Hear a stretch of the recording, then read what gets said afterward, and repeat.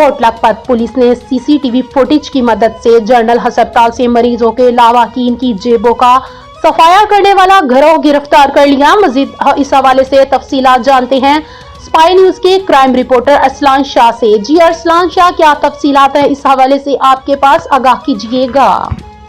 جی بالکل Rabail, Kot Lakhpat police Adnan sub inspector نے C C T V footage کی مدد سے جنرل ہسپتال سے مریضوں کے لواحقین کی جیبوں کا صفایا کرنے والا گروہ گرفتار کر لیا۔ ملزمان سے پسٹل برآمد کر کے مقدمہ درج کر لیا، جو کہ ملزم چوری ڈکیتی کے مقدمات میں ریکارڈ یافتہ ہیں۔